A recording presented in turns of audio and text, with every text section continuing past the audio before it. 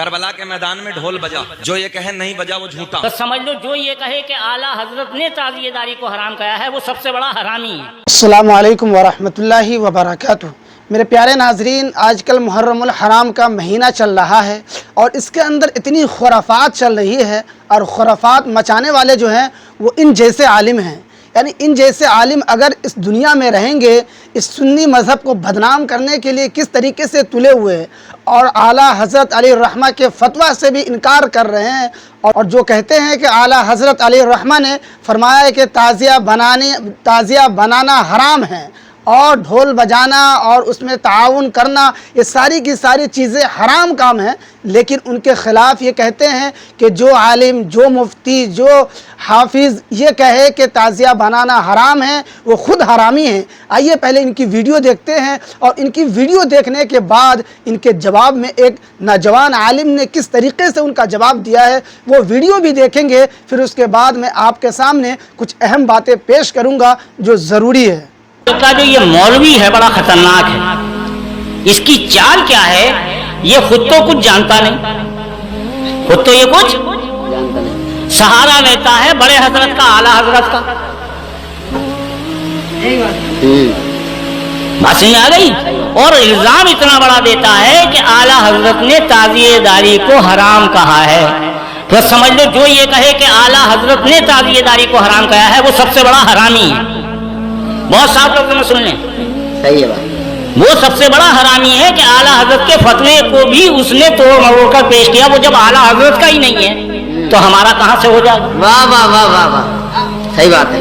اعلیٰ حضرت تو کہتے ہیں کہ تعزیہ داری میں جو یہ خرافاتیں ہیں، جو غلط باتیں ہیں، انہیں روکا جائے، اور نہ روک سکو تو اس سے بہتر یہ ہے کہ تعزیہ داری اپنے گھر میں کر لو۔ اب اعلیٰ حضرت کے بارے میں یہ کمینہ یہ کہہ رہا ہے کہ اعلیٰ حضرت نے تعزیہ داری کو حرام کہا نہیں، انہوں نے تعزیہ داری کو جائز کہا ہے۔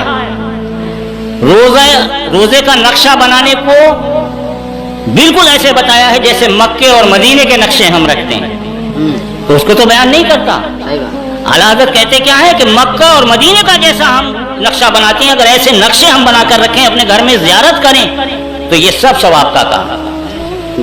انہوں نے فتویٰ دیا تھا صرف اس بات پر اور یہ ان پہ دوڑ پڑا، تو یہ بالکل اسی طرح کا کام ہے جیسے کربلا میں جب حسین کو شہید کیا گیا تو جس طرح سے یزید نے فتوے لیے تھے ان منافقوں سے۔ واہ واہ واہ واہ واہ، بہت عمدہ بات سمجھ میں آ رہی ہے نہیں آ رہی ہے؟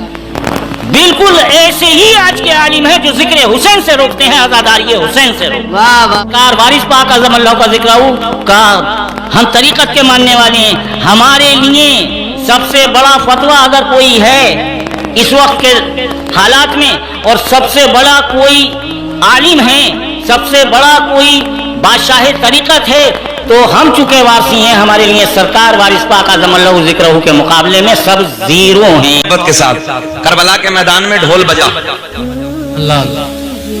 پکا جو یہ کہے نہیں بجا وہ جھوٹا۔ اندر سے بڑے خوش ہو رہے ہوں گے کہ مولوی صاحب آج پکی دلیل دے رہے ہیں۔ ہاں، ڈھول بجا، اور جو یہ کہے کہ نہیں بجا وہ جھوٹا۔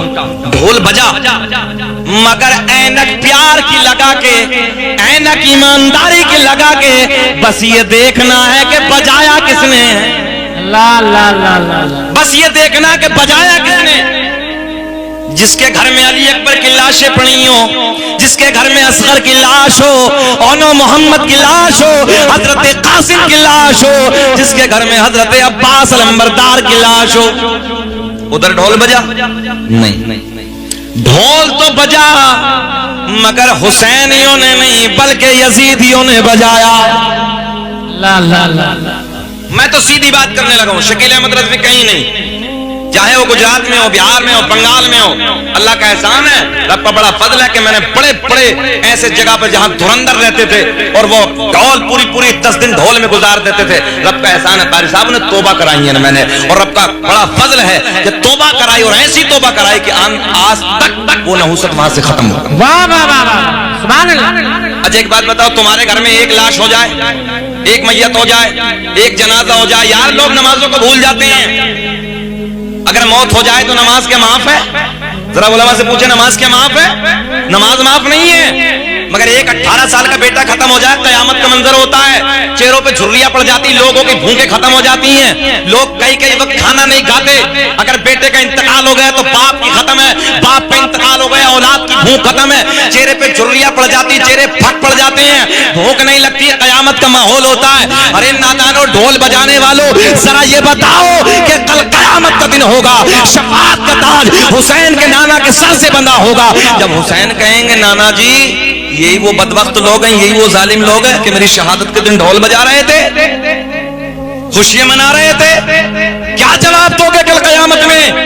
یہ حرام ہے, حرام ہے, حرام ہے, توبہ کرو اس سے. یہ ہمارا اپنا کام نہیں ہے, یہ یزیدیوں کا کام ہے. اور اللہ کا فضل ہے ہم بھی حسینی ہیں, ہمارے ماں باپ بھی حسینی ہیں, ہماری.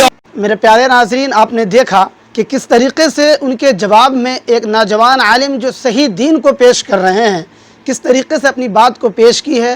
اور آپ خود بتائیں کہ واقعہ کربلا میں کس طریقے سے واقعہ کربلا پیش آیا تھا. اس واقعہ کربلا کے دن, اس دن کیا ہوا تھا کہ امام حسین رضی اللہ تعالی عنہ اور ان کے جو اصحاب تھے, ان کے جو ساتھی تھے, تقریباً 72 صحابی رسول شہید ہوئے تھے. اس دن وہ اللہ کی راہ میں قربان ہوئے تھے. لیکن اس کے برعکس یزیدیوں کو دیکھے, جب امام حسین رضی اللہ تعالیٰ عنہ کو شہید کر دیا گیا تھا تو امام حسین رضی اللہ تعالیٰ عنہ اور ان کے اصحاب کو جب شہید کر دیا گیا تو یزیدی خوشی منا رہے تھے اور وہ ڈھول کے ذریعے سے خوشی منا رہے تھے.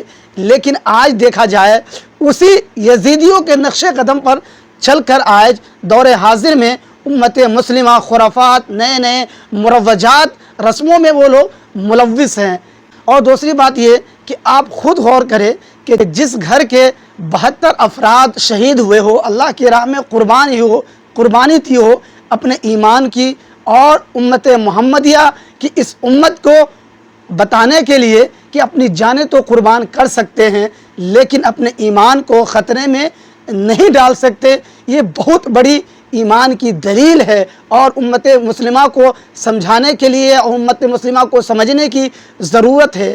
آپ فار ایگزامپل آپ کے گھر سے کوئی موت ہو جاتی ہے, کوئی انسان آپ کے گھر میں انتقال ہو جاتا ہے, وہ بھی نوجوانی کی دہلیز پر قدم رکھتا ہو, یعنی 30-35 سال کی 25 سال کی عمر ہو, اور آپ کے گھر میں وہ بچہ, وہ آپ کا لڑکا یا آپ کی لڑکی یا آپ کے والد فوت ہو گئے ہو, اور آپ اس وقت ڈھول بجائیں گے یا کیا کریں گے؟